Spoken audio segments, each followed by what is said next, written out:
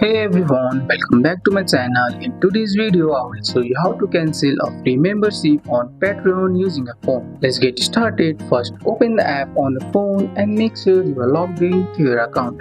Once you are on your home page, tap on your profile at the top right corner and then select Settings. Now tap on Manage Membership or Membership. Here you will see a list of all the creators you are currently supporting, including any free membership. Find the creators you want to leave and tap on their name, then tap Edit Membership. Scroll down a little and you will see an option that says Cancel Membership or Unsubscribe. Tap on it. Patreon may ask why you are leaving. You can pick a reason or just skip the steps. Finally, tap Confirm Cancellation. Once you do this, your free membership will be cancelled immediately and you won't see any post from that creator. Even though it's a free membership, cancelling helps keep your account tidy and prevent notification from creators you are no longer interested in. And that's it. That's how you cancel a free membership on Patreon using your phone. That's all for today's video, guys. I hope you guys like this video. If you found this video helpful, drop a like, subscribe for more videos. Thanks for watching. See you in the next one.